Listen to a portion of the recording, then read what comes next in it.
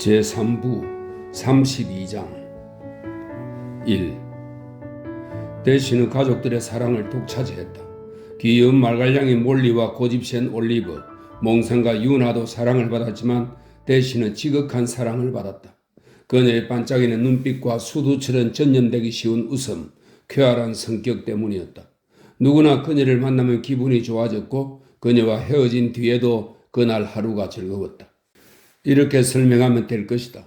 살리나스 처치 스트리트 122번지에 클래런스 모리슨의 부인이 살고 있었는데 그녀에게는 세 자녀와 포목점을 하는 남편이 있었다. 아침 식사 때 가끔씩 애그니스 모리슨은 이렇게 말하곤 했다. 점심을 먹고 대시 해밀턴 의상실로 가봉을 하러 가야지. 어린아이들은 기뻐서 동전 같은 발가락으로 식탁 다리를 걷어 차다가 주의를 들었다. 모리슨은 손바닥을 비비며 가게로 나가면서 그날 행상인이 오기를 기대했다. 행상인이 오면 주문을 많이 할 것 같았다. 아이들과 모리슨 씨는 그날 날이 저물 때까지 왜 그렇게 하루가 즐거웠는지 까맣게 잊을 정도였다. 모리슨 부인은 2시에 레이노드 베이커리의 옆집에 가서 4시까지 거기에 있었다. 돌아올 때는 눈가에 눈물이 남아있고 빨개진 코에서는 콧물이 흘렀다. 그녀는 집으로 걸어오면서 콧물을 닦고 눈물을 닦고 다시 한바탕 웃음을 터뜨렸다.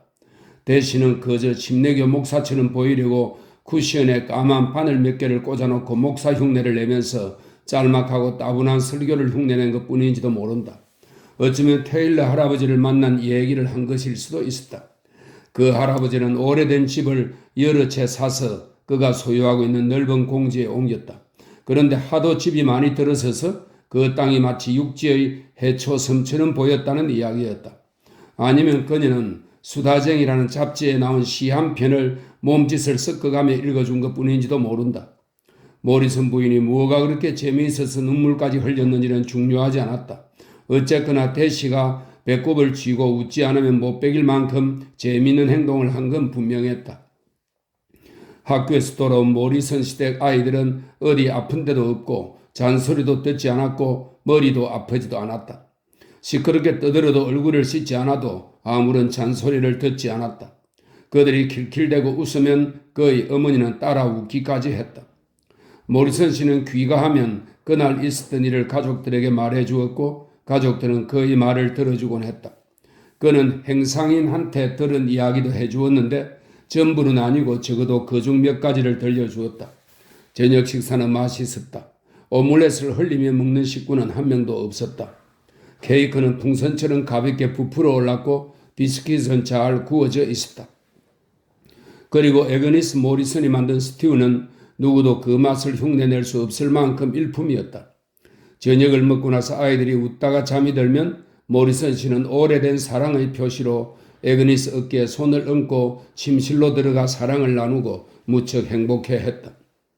대시의 양장점에 다녀오면 계속 기분이 좋았다가 이틀이 지나면 다시 예전처럼 머리가 지끈지끈 아프기 시작했고 사업이 작년만큼 잘 풀리지가 않았다.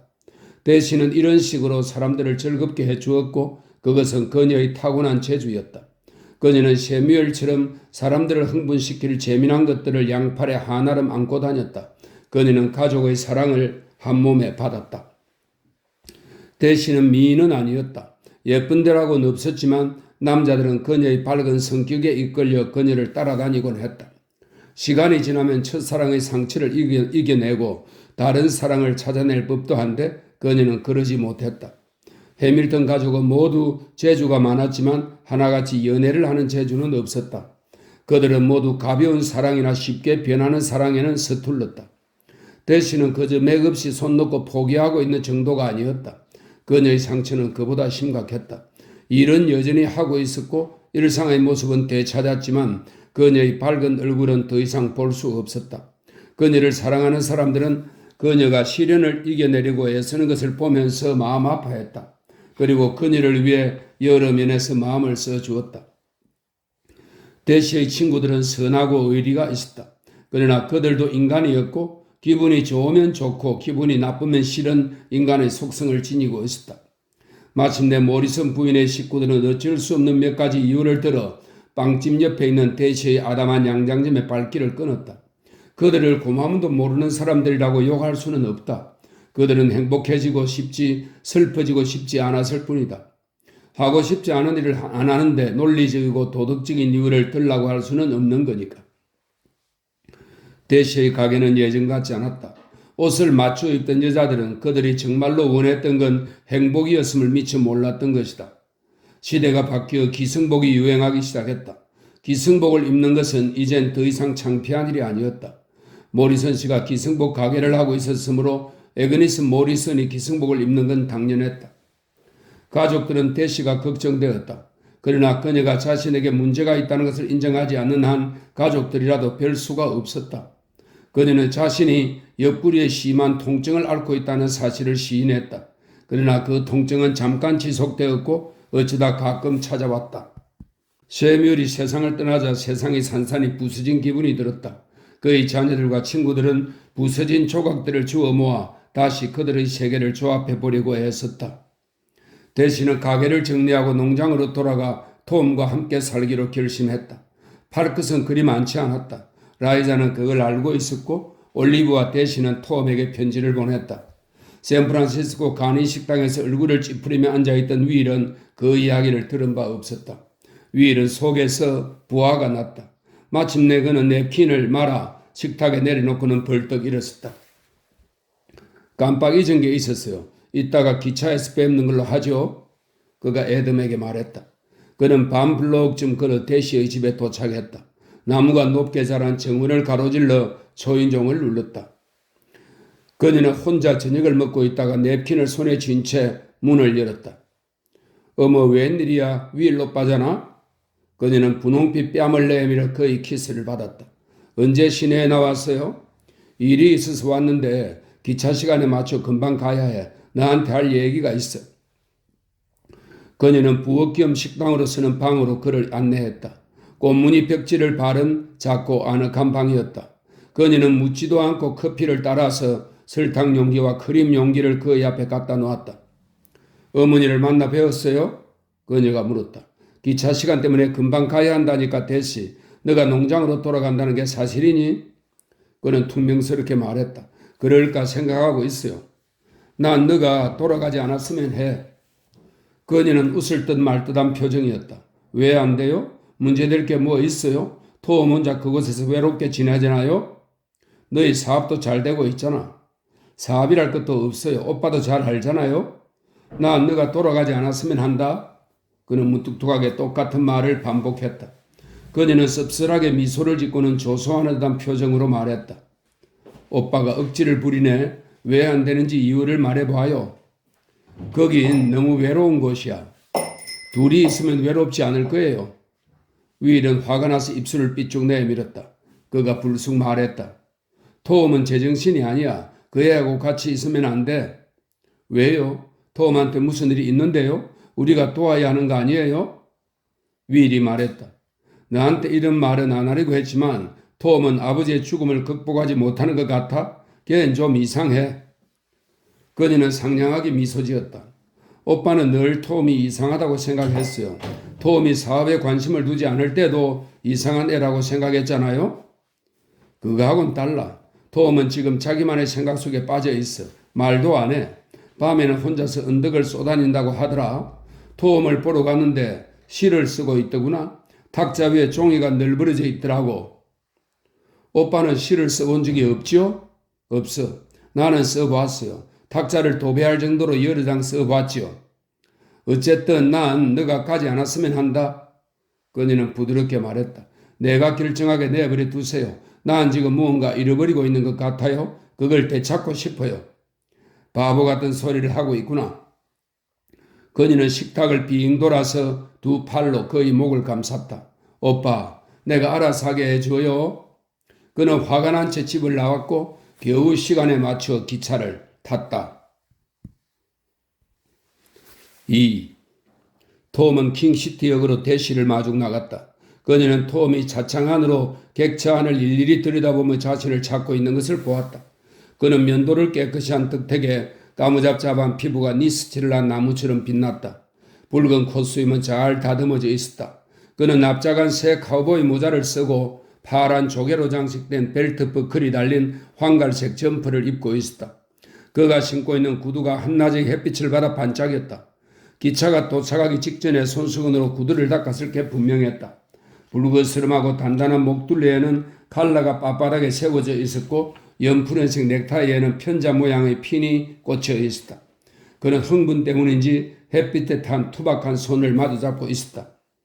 기차가 그 옆을 지날 때 대시는 들커덩거리는 기차 소리 때문에 들리지 않을 것을 알면서도 차창 밖으로 손을 마구 내저으며 소리쳤다. 여기 있어 톰, 여기야. 그녀가 계단을 내렸을 때 톰은 엉뚱한 곳을 바라보며 열심히 그녀를 찾고 있었다. 그녀는 미소를 지으면서 그의 뒤로 걸어가 살며시 말했다. 실례합니다. 톰 해밀턴 씨가 이곳에 계신가요? 그가 획 돌아서더니 반가운 나머지 소리를 질렀다. 그리고는 그녀를 덥석 안아 빙글빙글 돌며 춤을 추었다. 그는 한 손으로 그녀를 안고 다른 손으로 엉덩이를 찰싹 때렸다. 그는 끌끌한 콧소염으로 그녀의 뺨을 비볐다. 그런 다음 그녀의 어깨를 잡고 얼굴을 바라보았다. 두 사람은 고개를 젖히며 큰 소리로 웃었다.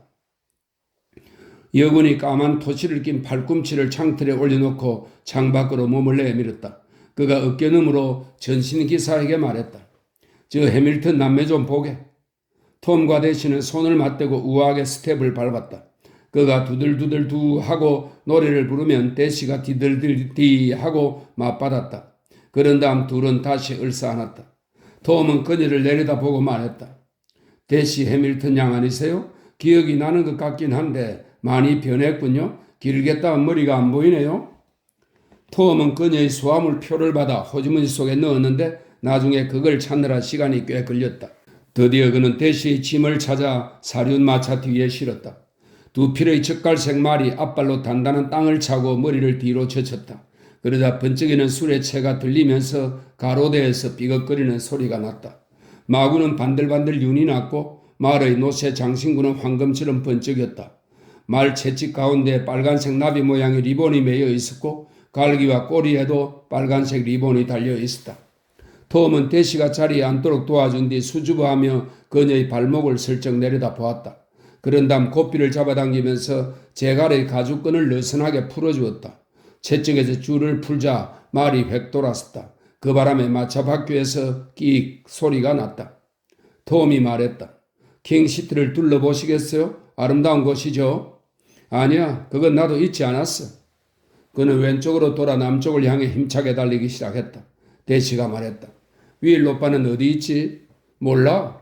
그는 퉁명스럽게 대답했다. 오빠가 너한테 말했니? 누나가 여기 오면 안 된다고 그랬어. 나한테도 똑같은 얘기를 하더라. 조지 오빠한테 나에게 편지까지 쓰게 했다니까? 누나가 오고 싶어 하는데 왜 안 된다는 거야? 형이 왜 상관해? 톰은 화가 났다. 그녀는 그의 팔을 잡았다. 너가 정신이 이상하대. 시를 쓴다고 하면서 말이야? 톰의 얼굴이 어두워졌다. 내가 없을 때 형이 집에 왔다 간 게 틀림없어. 도대체 왜 그러는 거지? 형이라고 마음대로 내 시를 볼 권리는 없다고. 진정해. 윌 오빠는 너희 형이야. 그걸 잊지 마. 대시가 말했다. 내가 형이 쓴 글을 보면 형이 좋아하겠어? 톰이 물었다. 못 보게 하겠지. 금고 속에라도 넣어둘걸? 그렇다고 화를 내서 하루를 망치면 되겠니? 대시는 짐짓 엄숙한 참에 말했다. 알았다고. 하지만 형이 나를 화나게 하잖아. 형처럼 살지 않으면 미친 건가? 나들은 미쳤다니? 어머니가 오시겠다고 해서 아주 혼났어, 톰. 어머니가 우는 모습 본 적 있니? 대시가 화제를 돌렸다. 아니, 그런 기억 없는데 어머니는 눈물을 보이는 분이 아니잖아. 어머니가 우셨어. 많이 우시진 않았지만 당신으로서는 많이 우신 거지. 처음에 목이 마이더니 두 번 훌쩍훌쩍 하시고는 코를 닦고 안경을 닦더니 입을 꽉 다무시더라. 톰이 말했다. 와, 대시, 누나가 돌아와서 참 좋은데? 정말 좋아. 병이 씻은 듯이 나은 기분이야? 말이 도로를 따라 달리고 있었다. 톰이 말했다. 드레스크 씨가 포드 자동차를 사셨어. 형이 그 아저씨에게 차를 팔았다고 말해야 되는 건가? 그 얘기는 처음 듣는구나. 그 아저씨가 내 집을 사겠대. 값도 아주 후하게 쳐주셨어. 그녀가 웃고 나서 말을 이었다. 값을 아주 높게 불렀거든. 흥정을 하면 깎아드릴 생각이었지. 그런데 드레스크 씨가 선뜻 그 값에 사겠다는 거야. 그래서 좀 당황했지. 그래서 어떻게 했어? 아저씨한테 높게 불렀다가 나중에 금액을 깎아 드리려고 했다고 사실대로 말씀드렸지. 그런데 아저씨는 괜찮다고 하시더라. 톰이 말했다. 그 얘기는 윌 형에게 절대 하지마. 누나를 가두어 버릴걸. 하지만 그 집 시세는 내가 부른 값만큼 안 되는걸. 어쨌든 형에게는 말하지 마. 그런데 트레스크 씨는 왜 그 집을 사셨지? 그리로 이사하실 거래. 쌍둥이를 살리나스에 있는 학교에 보내고 싶으시대. 농장은 어쩌고? 몰라. 그런 말씀은 안 하셨어. 톰이 말했다. 만일 아버지께서 먼지투성이인 마른 땅 대신 그 땅을 갖고 계셨더라면 어떻게 됐을까? 우리 땅도 그다지 나쁜 땅은 아니야. 생활이 힘든 것 빼고는 다 좋지. 대시가 진지하게 말했다. 우리보다 더 즐겁게 산 가족을 알고 있니? 아니. 하지만 가족은 그렇다고 해도 땅은 아니었어. 톰, 너가 제니와 벨 월리엄 자매를 소파에 앉혀 피치트리 학교의 댄스 파티에 데리고 갔던 거 생각나니? 어머니 덕분에 잊을 수가 없지. 제니와 벨을 초대하는 게 어때? 그 애들은 올 거야. 그렇게 하자. 그들이 도로를 벗어났을 때 그녀가 말했다. 예전과는 달라 보인다. 전에는 더 메마른 곳이었지? 그랬던 것 같아. 톰, 풀이 무성하구나. 풀이 잘 자라서 소를 20마리 더 살까 해. 너 부자구나?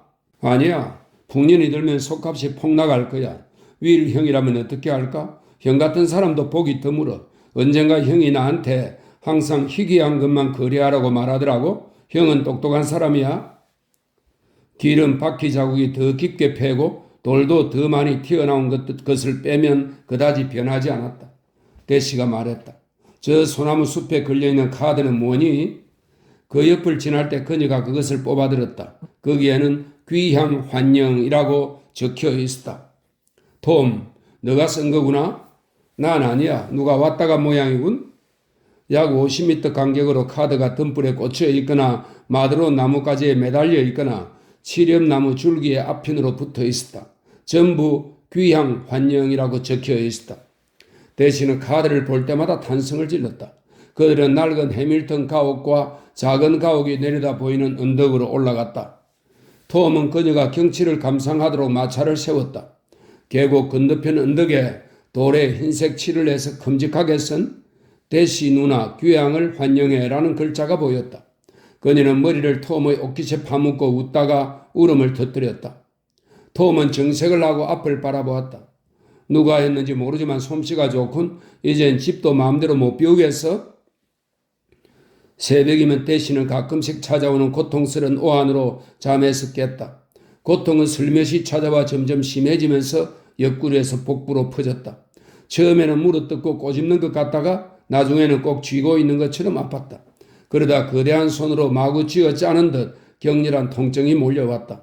통증이 가라앉으면 상처를 입은 것처럼 복부가 쓰라렸다. 통증은 오래 지속되지는 않았다. 그러나 고통이 계속되는 동안 외부 세계는 닫히고 오직 몸속에서 일어나는 고통스러운 몸부림 소리만이 귓가에 울리는 것 같았다. 통증이 가시고 속이 쓰라릴 즈음 그녀는 동이 틈에서 창문으로 은백색의 햇살이 들어오는 걸 보았다. 상쾌한 아침바람에 커튼이 나풀거리고 풀과 나무 뿌리와 축축한 대지의 냄새가 바람에 실려와 코끝에서 맴돌았다. 그러고 나면 집 주변에서 갖가지 소리가 들려왔다. 참새들은 말싸움을 하는 듯 짹짹거리고 배고파서 심술을 부리는 송아지를 암소는 점잖게 꾸짖었다. 어디선가 흥분해서 까마귀가 시끄럽게 지저귀고 보초를 쓰고 있는 수컷 메추라기가 경고를 알리기 위해 날카롭게 울어대면 무성한 풀숲 어디에선가 이에 응답하는 암컷 메추라기의 약한 울음소리도 들려왔다. 닭장에서는 닭들이 알을 낳고 법석대는 소리가 들리고 2kg 가까이 되는 커다란 암탉 로드 아일랜드 레드는 한 번 날개를 퍼덕이면 꼼짝도 못하고 꼬리를 내릴 비쩍 마른 수탉이 발정이 나서 자기를 땅바닥에 짓누리려고 한다고 야단이었다. 비둘기들의 구구거리는 울음소리를 들으니 옛 추억이 하나둘 밀려왔다. 대신은 아버지가 식탁머리에 앉아 들려주던 이야기가 떠올랐다. 내가 레빗에게 흰 비둘기 몇 마리를 키우겠다고 했더니 뭐라고 했는 줄 아니? 흰 비둘기는 키우지 마세요 이러는 거야.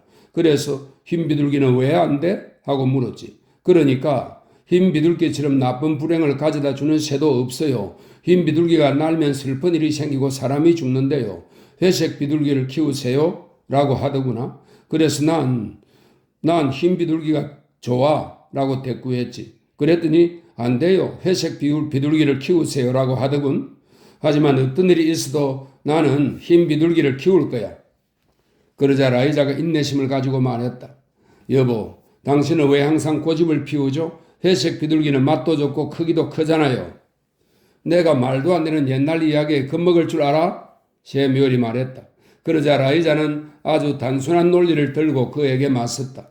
이러쿵저러쿵 말이 많아진 걸 보니 벌써 겁을 먹었군요. 당신은 말 많은 고집쟁이에요. 고집쟁이. 나 같은 사람도 있어야지. 그렇지 않으면 인간은 영원히 운명의 노예가 될 것이고 아무런 발전도 못할 거야. 그는 입을 실죽대며 말했다.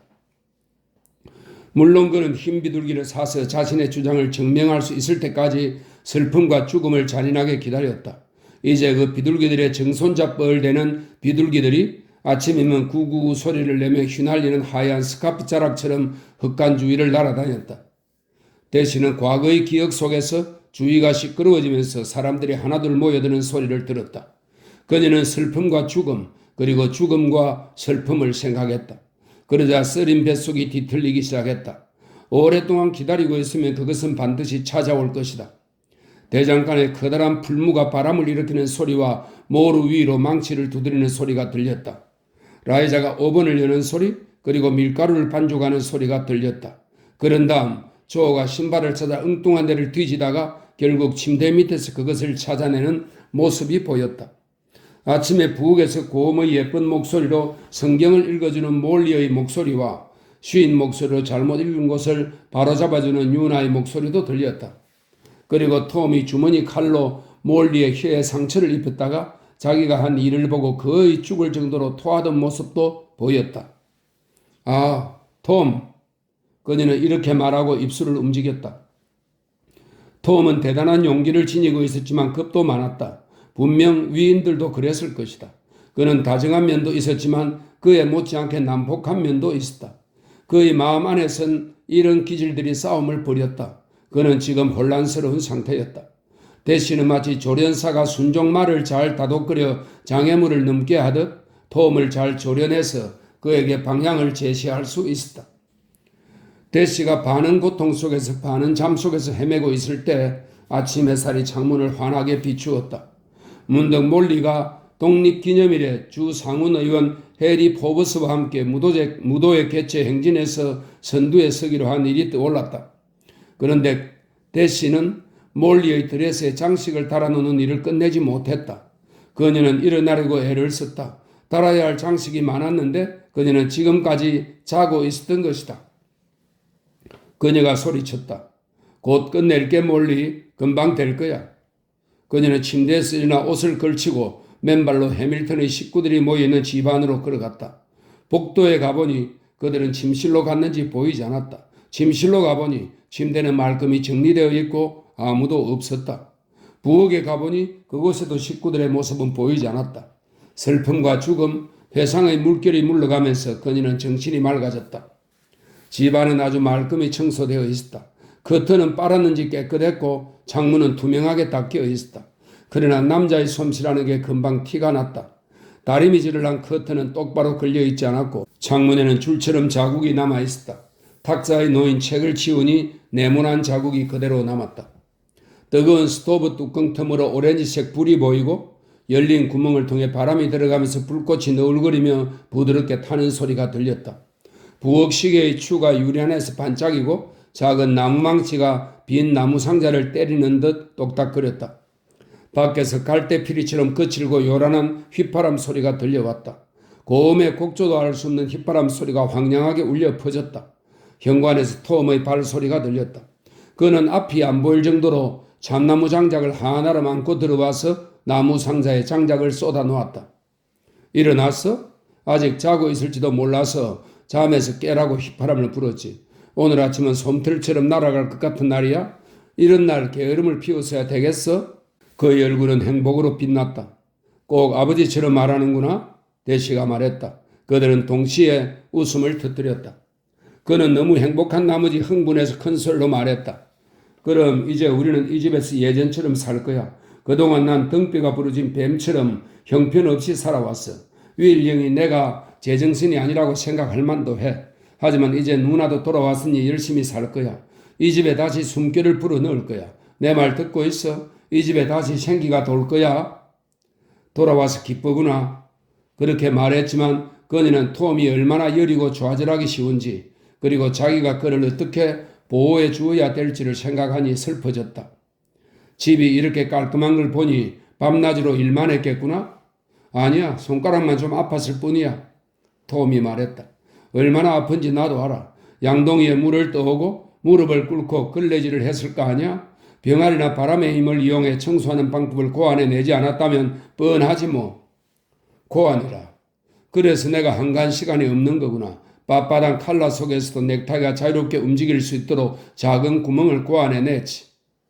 너는 빳빳한 칼라 옷은 안 입지 않니?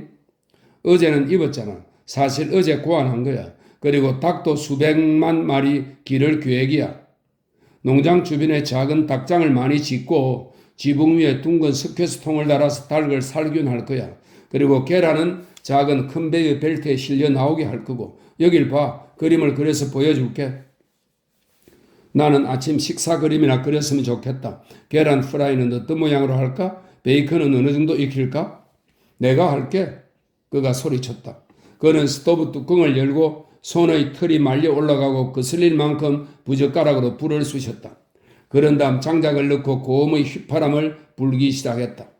대시가 말했다. 그리스 언덕에서 보리피리를 부는 목양신 같구나? 내가 뭐 같다고? 그가 소리쳤다. 대시는 자신이 한심했다.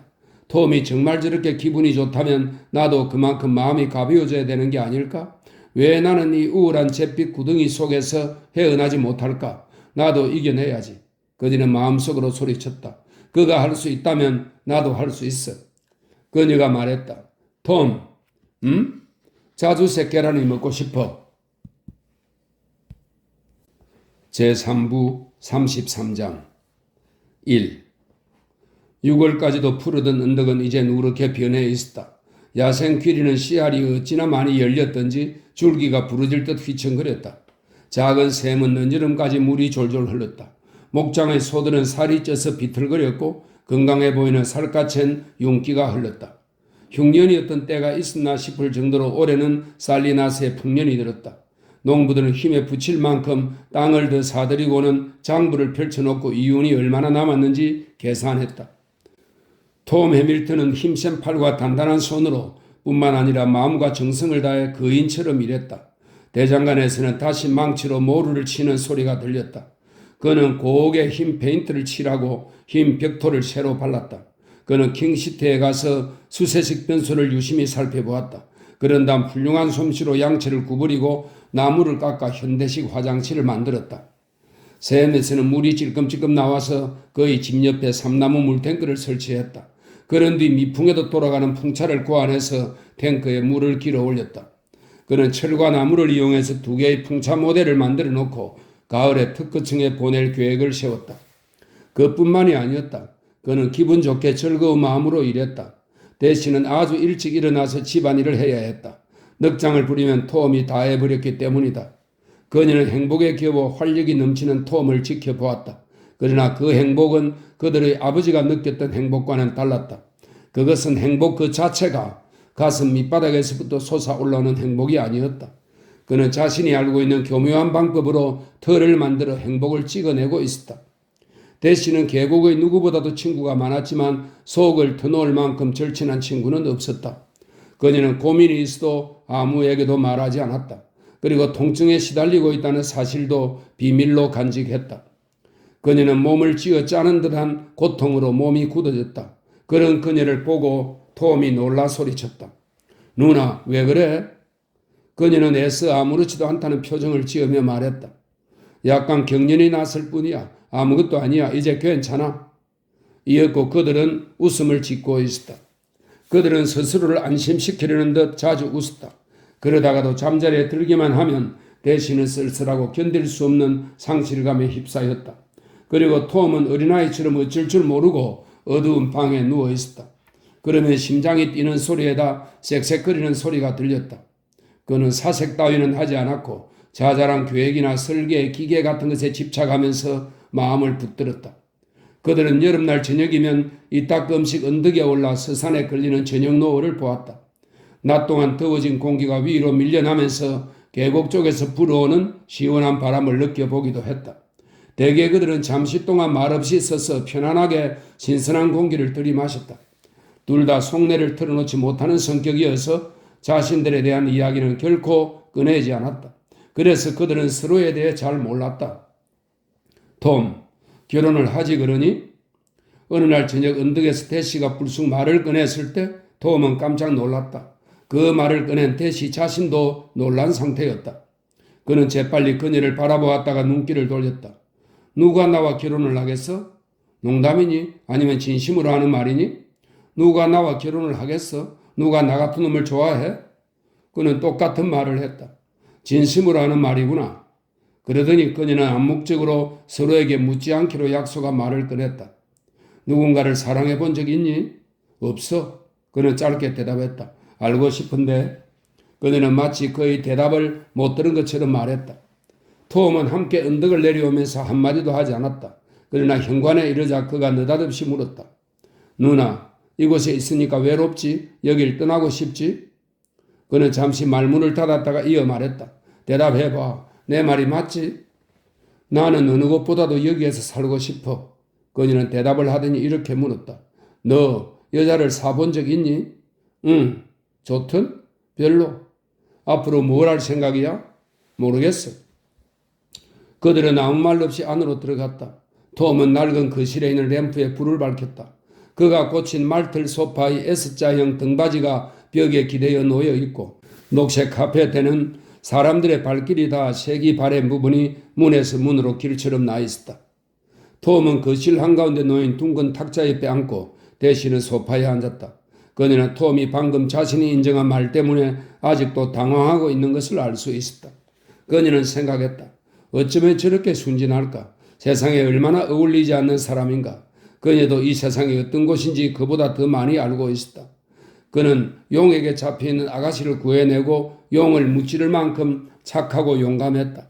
또 조그만 잘못이라도 하면 큰 일을 저지르기나 한 것처럼 죄책감에 시달리며 자신을 학대했다. 아버지가 여기 계시면 좋을 텐데 그들의 아버지는 톰에게 아주 훌륭한 면이 있다는 걸 알고 있었다. 어쩌면 그들의 아버지는 톰의 그 훌륭한 면을 어둠 속에서 찾아내어 그를 자유롭게 훨훨 날게 하는 방법을 알고 있을지도 모른다고 그녀는 생각했다. 그녀는 그의 마음속에서 열정을 불러일으킬 수 있는지 알아보려고 다른 방법을 생각해냈다. 우리 자신에 대해 얘기하다 보면 이런 생각 안 드니? 우리의 전 세계가 고작 이 계곡과 몇 번 가본 샌프란시스코 뿐이구나 하고 말이야. 넌 샌루이스 오비스포에서 더 남쪽으로 가본 적 있니? 나는 한 번도 없는데. 나도 없어. 톰이 말했다. 우습지 않니? 그런 사람이 어디 한둘인가?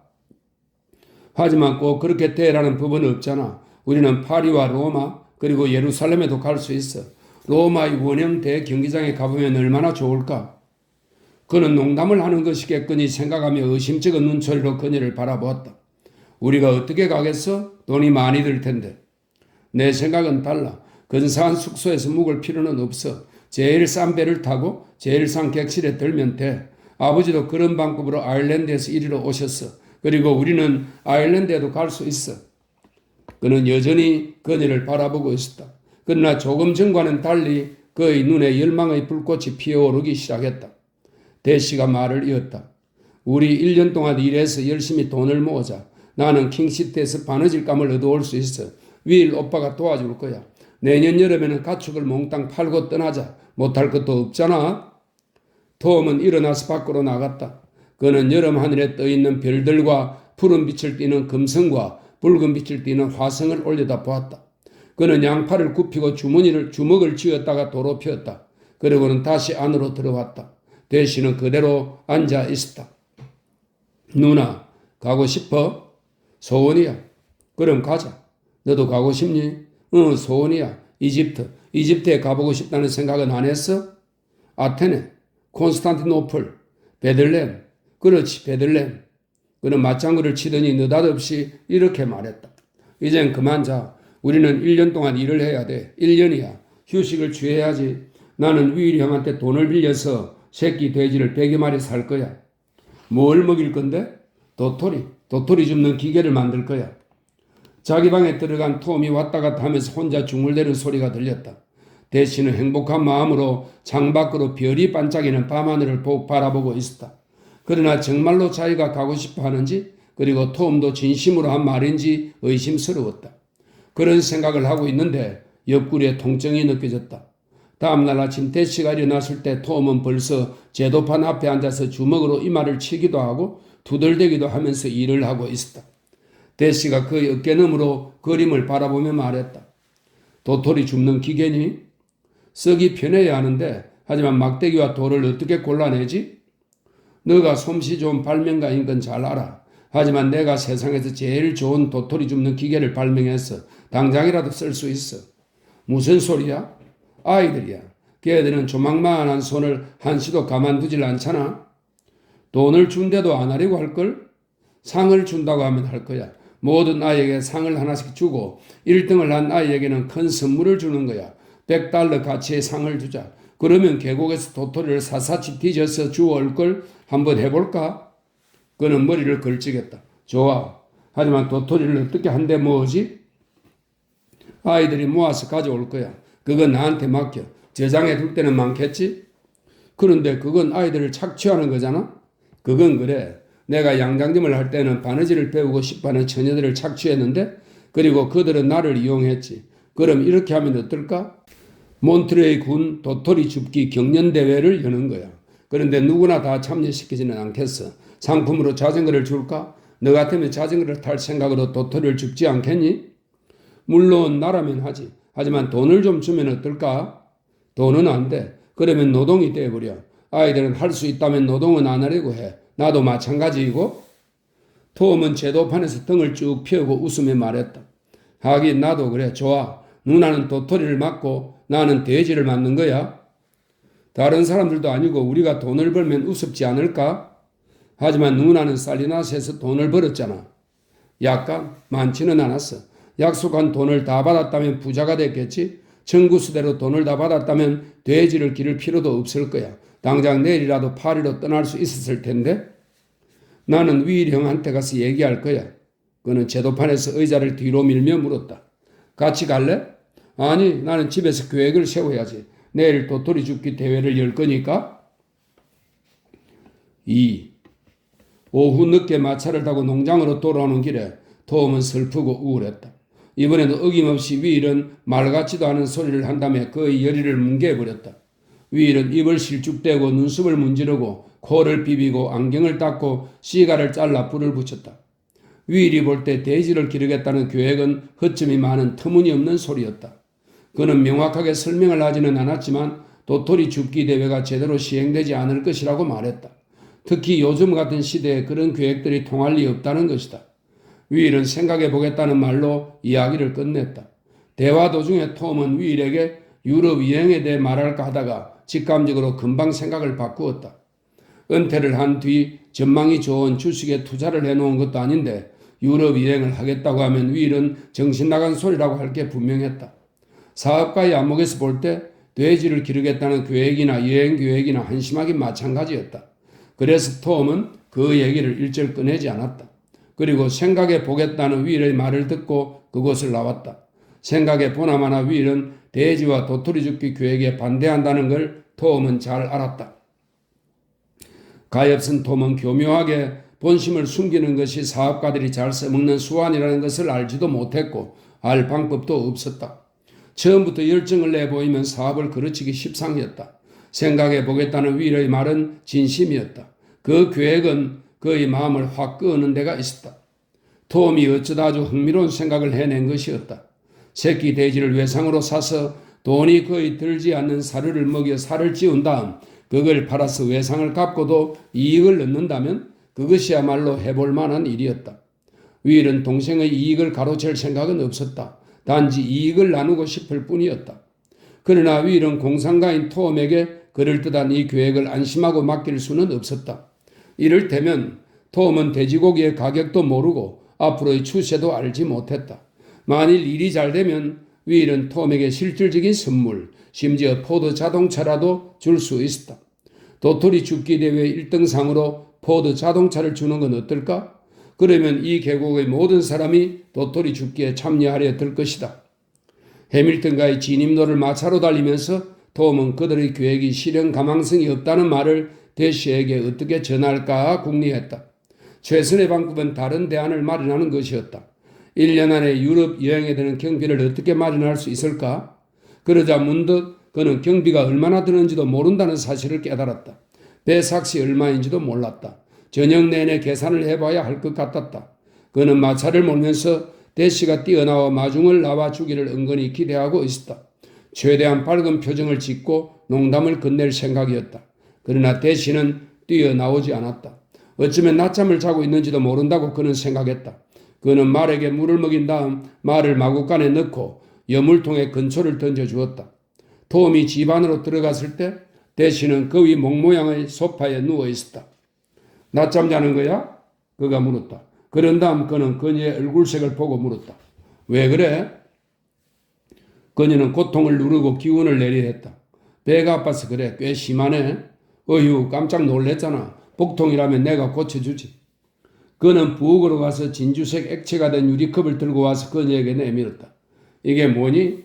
소금물인데 민간요법으로 먹는 약이야. 마시면 조금 아프겠지만 나아질 거야. 그녀는 순순히 그것을 마시고 나서 얼굴을 찌푸렸다. 이 맛 생각난다. 풋사과 맛이 나는 어머니의 약이구나. 이제 가만히 누워있어. 서둘러 저녁을 준비할게. 톰이 부엌에서 분주히 움직이는 소리가 들렸다. 지독한 통증이 온몸을 짓눌렀다. 고통이 극에 달하자 대시는 무서운 생각이 들었다. 약물이 뱃속으로 타들어가는 것이 느껴졌다. 잠시 후 그녀는 몸을 질질 끌고 집에서 만든 새 수세식 변소에 가서 소금물을 토해내려 했다. 이마에서 땀이 비오듯 흘러 앞이 보이지 않았다. 그녀는 몸을 일으키려 했으나 배의 근육이 굳어서 움직일 수가 없었다. 얼마 후 톰이 계란 프라이를 들고 왔다. 그녀는 천천히 고개를 내저었다. 못 먹겠어. 자야겠어. 그녀는 미소를 지으며 말했다. 소금물을 마셨으니까 곧 효과가 나타날 텐데 그럼 괜찮아질 거야. 톰이 그녀를 안심시켰다. 그는 그녀를 부축해 침실로 가서 물었다. 뭘 먹어서 배가 아픈 것 같아? 대치는 침실에 누워서 있는 힘을 다해 고통과 싸웠다. 저녁 10시쯤 그의 의지가 꺾이기 시작했다. 그녀는 소리쳤다. 톰, 톰. 그가 문을 열었다. 손에는 3개의 영감을 들고 있었다. 그녀가 말했다. 톰, 미안해. 하지만 너무 아파. 톰, 아파서 못 견디겠어. 그는 으스름 속에서 그녀의 침대 언저리에 앉았다. 그렇게 심하게 아파? 응, 지독해. 지금 화장실에 갈 수 있겠어? 아니, 지금은 안 되겠어. 램프를 가져와서 옆에 앉아 있을게. 그럼 잠이 올 수도 있을 거야. 내일 아침이면 나아질 거야. 소금물이 통증을 없애줄 거야. 그녀는 의지가 다시 살아나자 가만히 누워 있었다. 그동안 톰은 그녀의 마음을 가라앉히려고 영감을 읽어주었다. 그녀가 잠이 든 것 같아서 그는 읽기를 멈추었다. 그러고는 램프 옆에 있는 의자에 앉아서 졸았다. 어렴풋하게 들려오는 비명에 그는 잠에서 깼다. 대시가 침대 위에서 몸부림치고 있었다.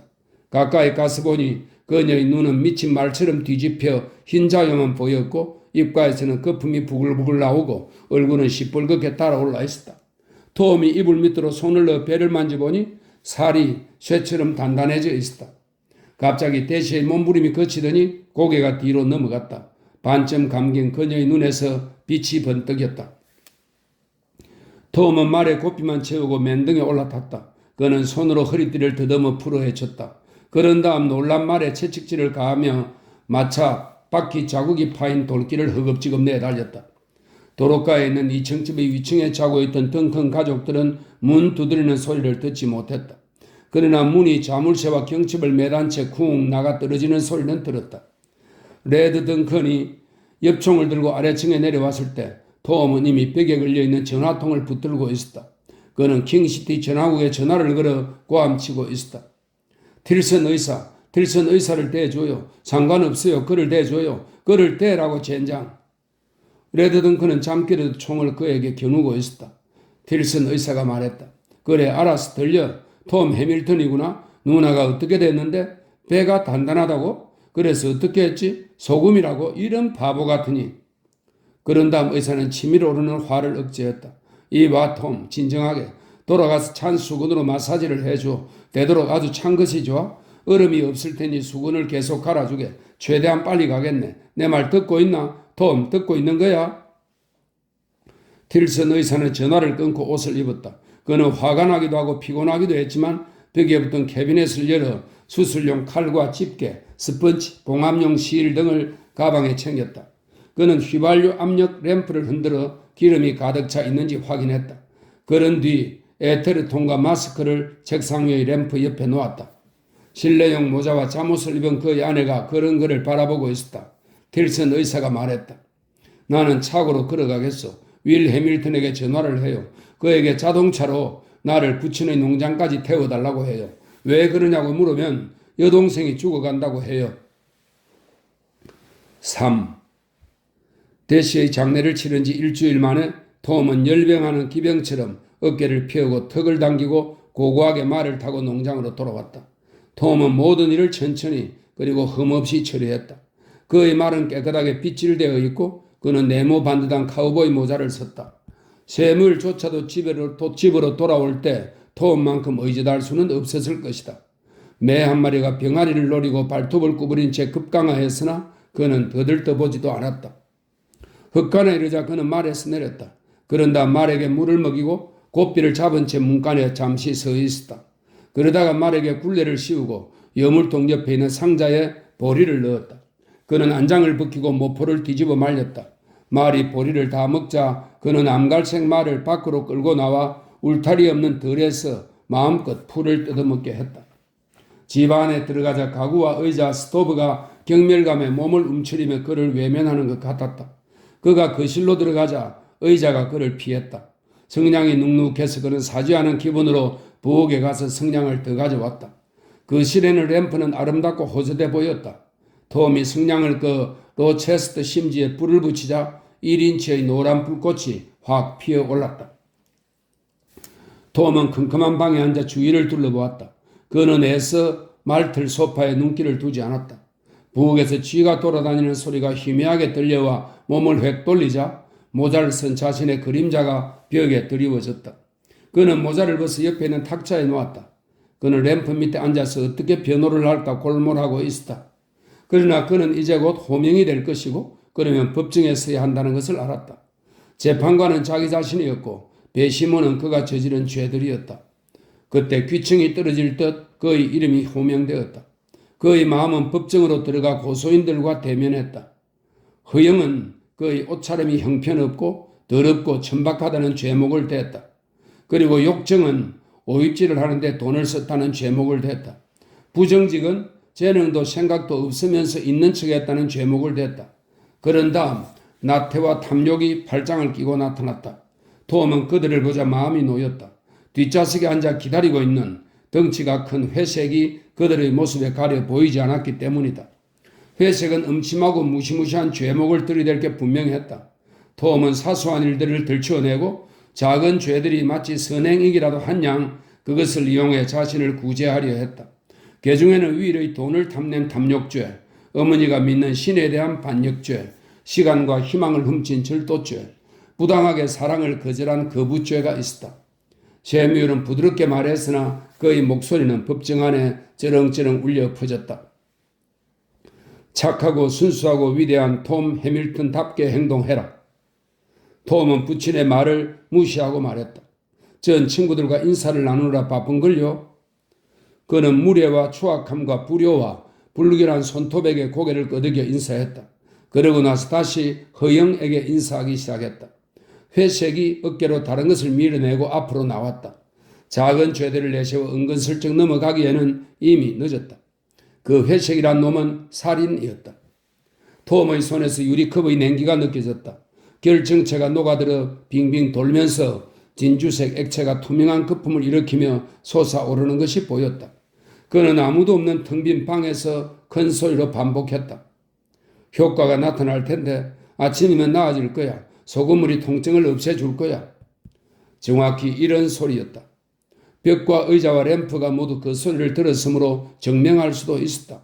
톰 해밀턴이 살 수 있는 곳은 이 세상 어디에도 없었다. 그러나 그것은 노력이 부족해서가 아니었다. 그는 가능성을 점쳐봤다. 런던? 아니야. 이집트? 이집트의 피라미드와 스핑크스? 아니야. 파리? 아니야. 잠깐. 하나같이 죄가 들끓는 곳이잖아? 아니야. 이곳들은 나중에 다시 생각하더라도 잠시 제쳐두자. 베들렘?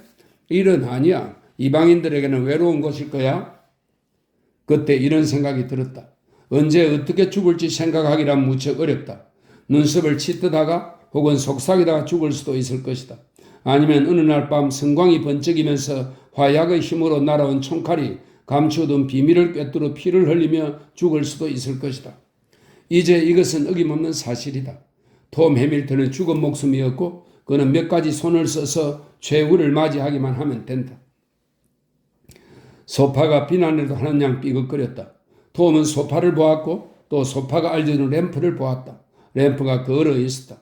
고맙다. 내가 미처 못 봤구나. 그는 소파에게 말했다. 그는 심지를 낮추어 그 얼음이 사라지게 했다. 그의 마음은 졸고 있었다. 살인이 그를 찰싹 때려 깨웠다. 이제 파렴치한 톰, 거짓말쟁이 톰은 너무 지쳐서 자살할 수도 없었다. 자살을 하려면 몸을 꼼지락거려야 하고 어쩌면 고통이, 어쩌면 지옥이 뒤따를 것이다. 톰은 어머니가 자살을 극도로 혐오한다는 사실을 떠올렸다. 어머니는 자살이 그녀가 몹시 못마땅하게 여기는 세 가지, 즉 무례함과 비겁함, 그리고 죄가 결합해 이루어낸 결과라고 생각했다. 자살은 간통이나 도둑질 못지않게 나쁜 것이었고 어쩌면 그것과 똑같은 죄였다. 어머니가 못마땅하게 여기는 것들을 피할 수 있는 방법이 분명 있을 것이다. 어머니가 못마땅해 한다면 마음이 편치 않을 것이다. 세미월이라면 그런 것 때문에 괴로워하지는 않았을 것이다. 그러나 달리 생각해보면 아버지는 어디에나 계시기 때문에 피할 수가 없었다. 톰은 세미월에게 말해야 했다. 아버지 죄송해요. 어쩔 수가 없어요. 아버지는 저를 과대평가하셨어요. 아버지가 잘못하셨어요. 아버지는 저를 무척 사랑해 주시고 저를 자랑스럽게 생각하셨어요. 제가 아버지의 사랑을 받을 만한 자식이었다고 떳떳이 말할 수 있다면 얼마나 좋을까요? 어쩌면 아버지는 방법을 생각해 내실 수 있을 거예요. 하지만 저는 할 수가 없어요. 전 살 수가 없어요.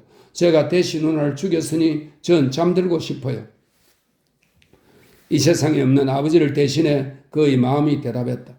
그래, 너의 마음이 어떨지 이해한다. 인간이 이 세상에 태어났다가 다른 세상에서 다시 태어나기 전까지는 여러 선택권이 있지. 하지만 너희 어머니가 괜찮다고 여길 만한 방법을 함께 생각해 보자. 얘야, 왜 그렇게 안절부절 못하는 거니? 기다릴 수가 없었어요. 더 이상 기다릴 수가 없어요. 너는 분명 기다릴 수 있어. 사랑하는 내 아들아, 내 짐작대로 넌 훌륭하게 자랐다. 탁자의 서랍을 열어봐. 그런 다음 너가 시원찮게 생각하는 너의 머리를 굴려봐. 톰은 서랍을 열었다. 그 안에는 편지지와 봉투 한 묶음, 씹어서 끝이 뭉툭해진 연필 두 자루가 있었다. 그리고 먼지 낀 서랍 깊숙한 곳에 우표 몇 장이 보였다. 그는 편지지를 꺼내고 주머니 칼로 연필을 깎았다. 그는 편지를 썼다. 사랑하는 어머니께, 어머니 건강하시죠? 앞으로 어머니와 더 많은 시간을 보낼 생각이에요. 올리브 누나가 추수감사절에 오라고 했으니 그때 갈게요. 올리브 누나는 칠면조 요리를 어머니만큼 잘하잖아요. 어머니는 그럴 리가 있겠냐고 하시겠지만요. 이번에 아주 기분 좋은 일이 있었어요.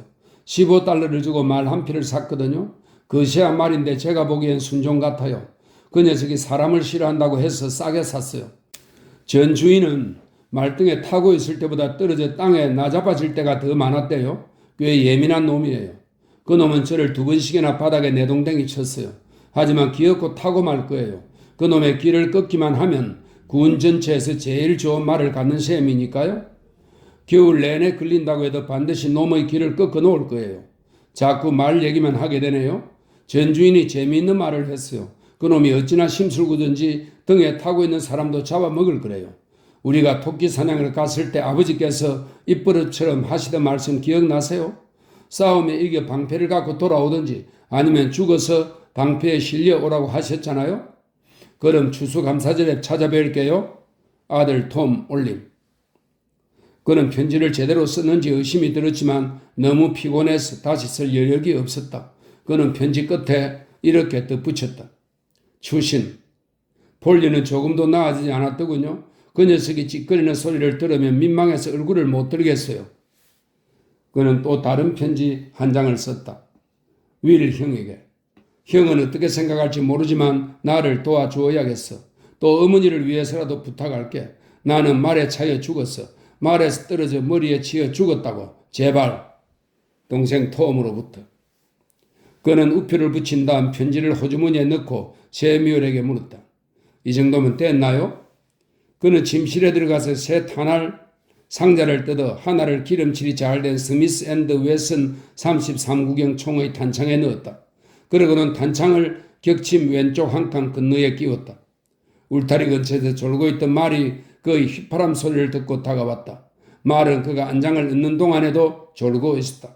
그가 킹시티 우체국의 우편함에 두 통의 편지를 집어넣고 오래된 해밀턴 농장의 불모지를 향해 말머리를 남쪽으로 돌렸을 때는 새벽 3시였다. 그는 위풍당당한 신사였다.